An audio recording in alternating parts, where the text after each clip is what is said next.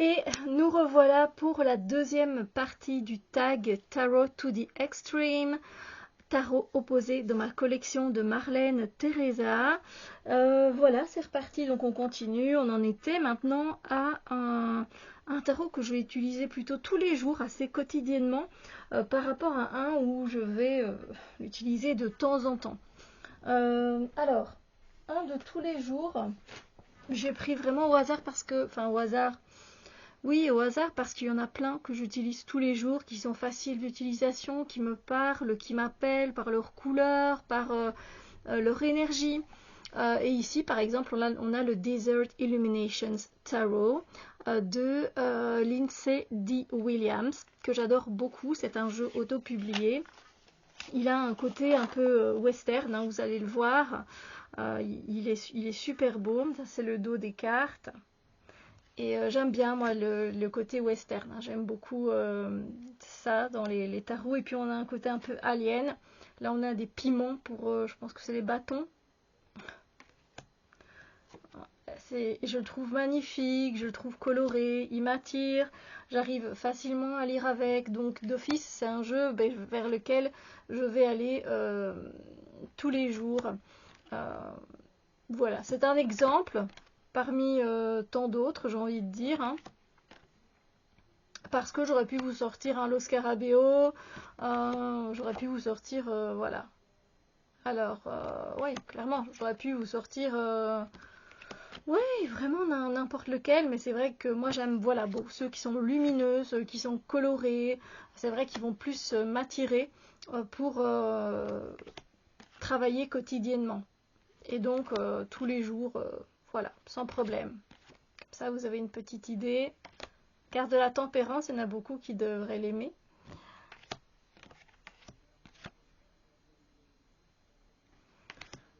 Ah voilà.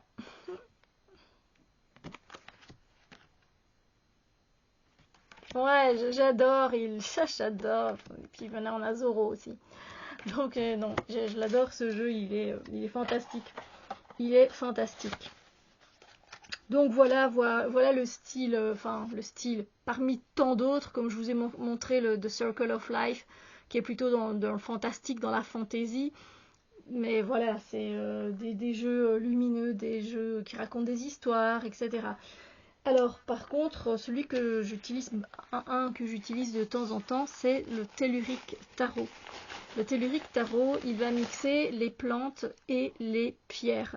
Sauf qu'il est très complexe et que j'ai plus tendance à l'utiliser comme un oracle qu'autre chose. D'ailleurs, je l'ai très peu utilisé et je pense lui aussi le revendre. C'est le dos des cartes, comme vous voyez ça. Vous voyez, il est nickel. Il n'est pas abîmé du tout. Il glisse très bien, il se mélange très bien. Il est très coloré, il est beau. J'ai craqué parce que c'est vrai qu'il était intéressant. Les plantes plus les pierres égale coup de cœur, j'ai envie de dire. Ah, c'était bien parti, mais bon, déjà j'ai dû traduire dans le livre qui est accompagnateur, j'ai dû traduire certaines plantes parce que clairement, je les connais pas. Bon là c'est facile, vous allez dire Belladonna, c'est facile. Voilà. La célestite et la pensée, d'accord, ça c'est facile aussi. Mais voilà, il faut quand même encore connaître toutes les vertus et les bienfaits des plantes ou encore sa toxicité des fois, hein. Et du coup, il est très beau. Mais je vais l'utiliser de temps en temps parce que j'ai du mal à l'utiliser. Parce que je ne sais pas trop comment l'utiliser, à part avec le livret. Et du coup, il reste un peu plus de côté. Beaucoup. Mais voilà, il est magnifique, on ne peut pas lui enlever ça. Mais clairement, je pense que je vais le revendre. Ensuite, on va passer à un tarot surestimé versus un tarot sous-estimé. Alors, un tarot que j'ai surestimé et que j'ai cherché et qui n'est plus édité et que je vais revendre aussi parce que je l'ai trop surestimé, c'est le tarot de Paris de J. Philip Thomas. C'est aux éditions Connections Book Publishing. Voilà. il ne se trouve plus, à part très très cher. Et donc c'est le tarot de Paris. Mais voilà, moi j'aime beaucoup Paris. Et du coup je me suis dit, je vais reconnaître, mais je connais que d'allemand en fait finalement. Et finalement, ben, il est beau. Regardez déjà, celle-ci, elle est magnifique. Elle est magnifique. Mais c'est plus un tarot pour les collectionneurs que pour l'utiliser au quotidien. Voilà, mais il est beau, il est beau, il est beau, il est lumineux. Donc cet artiste, il s'est basé sur beaucoup de statues que l'on retrouve du coup à Paris. Donc peut-être que vous allez reconnaître, tiens, elle se trouve là, elle se trouve là. Moi, ça ne me parle pas. Et c'est pour ça que du coup, je l'ai surestimé parce que je pensais que justement, même si je le connaissais pas trop, même si voilà, Paris j'aime beaucoup, mais que je reconnaissais pas les endroits, c'est pas grave, je me suis dit. Donc je l'ai vraiment mis sur un piédestal ce jeu, j'ai fait des pieds et des mains pour l'avoir, et puis finalement je me dis, ben, j'ai pas envie de le garder.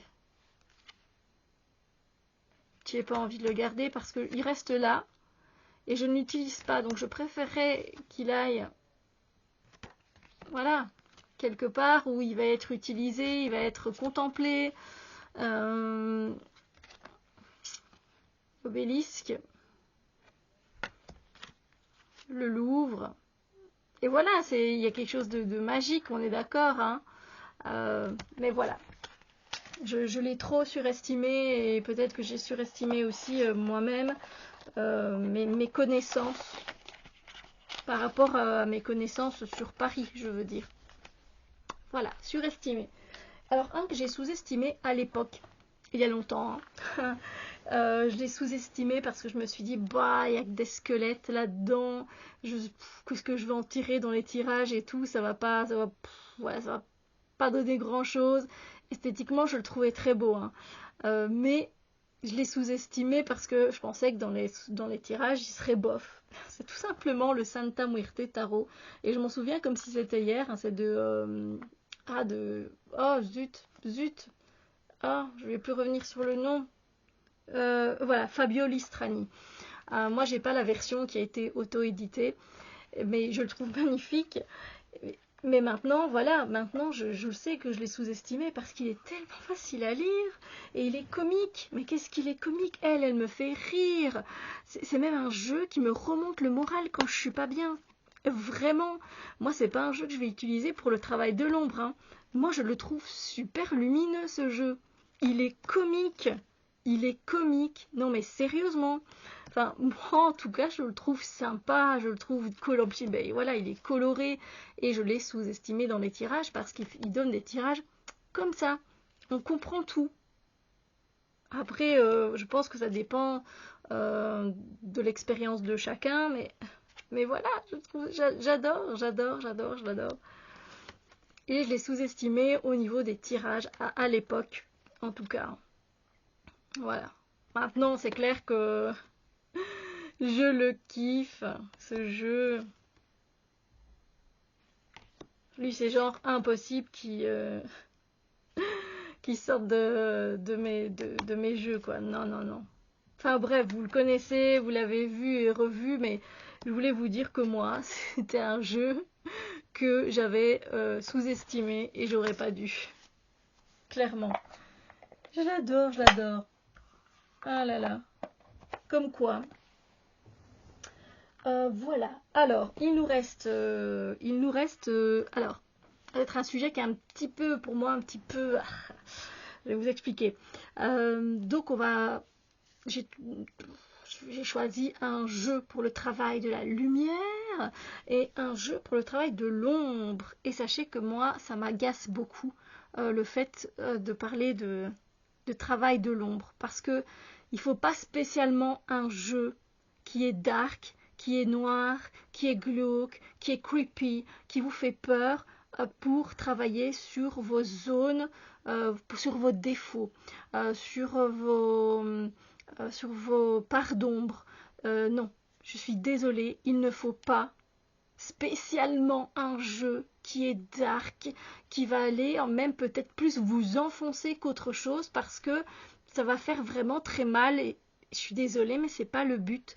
Le but, c'est de se découvrir, de se connaître, de se connecter à ses parts d'ombre pour les mettre à la lumière, oui, mais pas spécialement en utilisant des jeux hyper dark avec plein de sang ou des trucs de vampires. Non, vous n'êtes pas obligé du tout, d'accord? Je sais que il y a cette tendance-là qui est par exemple elle est fort présente sur Instagram. Je ne suis pas d'accord du tout. Du tout, du tout, du tout. Vous allez me dire en commentaire hein, si vous êtes en accord avec moi ou pas. De toute façon, on n'est pas ici pour faire un débat. Mais clairement, donc j'en ai choisi un pour jouer le jeu. D'accord? Mais ça s'arrête là. Du coup, un qui est un peu plus dark, voilà, je vais dire ça comme ça, mais qui ne va pas m'aider spécialement à travailler sur mes peurs parce qu'il n'y a pas grand chose dans ces cartes justement. Enfin, il y a des choses, mais c'est pas ça qui va m'aider parce que c'est pas des trucs du quotidien. Et généralement, les peurs, vous savez, c'est des peurs du quotidien ou alors c'est des grandes peurs qui datent de l'enfance ou des blessures, des rejets, etc. Et ça va être dur de les trouver dans un tarot comme ça. Enfin, je pense par exemple aux débutants. Vous voyez, enfin moi j'irai pas vers ce genre de jeu. Voilà. Mais donc ça c'est pour le travail de l'ombre, entre guillemets, des grands guillemets pour moi. C'est de Lost Forest Tarot et c'est de Chelsea Santa Maria. Un jeu que j'avais kickstarté et que je trouve sublime. Voilà le dos. Il y a pas... Ah si, il est un petit peu gilded, légèrement, mais légèrement même pas. Alors, voilà, c'est le fou. Et c'est vrai qu'il a un côté abyssal, un côté où tu vas aller dans les abysses un petit peu. Vous voyez? Après, c'est la forêt perdue. Donc, dans la forêt perdue, ben, tu te perds et tu explores, c'est sûr. Mais moi, je trouve que, par exemple, ben, j'ai choisi celui-ci. Hein, mais sérieusement, vous avez ce 10 de bâton. Si vous y connaissez pas et que vous devez chercher quelque chose là-dedans, vous allez gratter, les gars. Donc, clairement, moi, je ne vous conseille pas spécialement un jeu qui est sombre, qui est un peu glauque, qui est creepy pour faire du travail de l'ombre. Ceux qui vous disent ça, ben pour moi, je vous dis c'est du grand n'importe quoi. Voilà, c'est dit.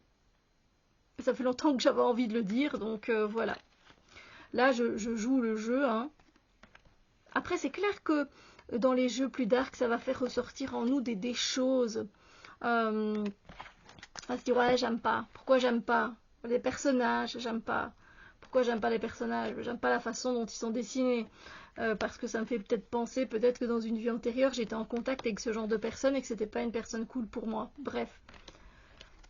Mais voilà, vous pouvez trouver vos réponses dans un simple Rider-Waite ou dans un simple tarot de Marseille. Voilà. Je tenais à le préciser parce que il y a un genre de gros égrégore qui s'est créé autour de ça. Ah, et j'aime pas ça. Voilà, j'aime pas ça et voilà. Donc, je vais pas vous faire la review complète de ce jeu. Je crois que je vous l'ai déjà présenté de toute façon sur ma chaîne. Oh là là, j'ai mon pied qui... Ouf. Ah, j'ai mon pied qui s'endort. Qui s'endort. Mais voilà, moi je le trouve magnifique. Je trouve magnifique. Du coup, pour le travail de lumière, entre guillemets, parce que je joue le jeu et parce que, ben, voilà, comme vous avez pu le comprendre, je ne suis pas spécialement pour toujours mettre tout dans des catégories comme ça, ça me frustre. Du coup, moi j'ai choisi le Linescape Tarot de Destiny et c'est Mate Oronumber qui l'a fait. Mate Oronumber. Je l'adore et alors, je devrais... Les illustrations, c'est de Homsin Fumfat. Je dois prononcer très très mal. Alors, ça c'est la première version, et la version originale, et il y a une version 2.0 qui a été faite, qui est très jolie aussi. J'hésite à la prendre, mais bon voilà, on peut pas tout prendre dans la vie et tout avoir, n'est-ce pas? Il a d'un côté, les bordures sont holographiques, je ne sais plus parler. Et voilà, il est très lumineux. Regardez la carte du jugement, voilà, elle est lumineuse quoi. Et alors je ne sais pas donc si vous voyez les dessins qui sont sur les cartes, il est très minimaliste. J'aurais pu le choisir aussi pour la catégorie du minimalisme. C'est vrai. Je l'aime beaucoup ce jeu. J'ai eu un coup de cœur et j'ai toujours un coup de cœur pour lui. Ah, j'adore cette reine de coupe, elle est magnifique. Et puis ce que j'aime bien, bah, c'est qu'on visite. En fait, on visite le monde avec ce jeu. Vu que c'est Linescape, voilà, c'est des lignes de paysage, si on peut dire ça comme ça. Et ouais, on est par exemple dans une cité, là, dans une ville qui va super vite, comme Tokyo, quelque chose comme ça. Là, vous avez les cartes des saisons également. C'est trop mignon, quoi. J'adore. J'adore, j'adore, j'adore. J'adore les couleurs, j'adore tout dans ce jeu. Il est hyper lumineux. Et pourtant, il y a des cartes un peu plus sombres. Hein. Bah, on a la lune ici, mais moi je trouve très lumineux.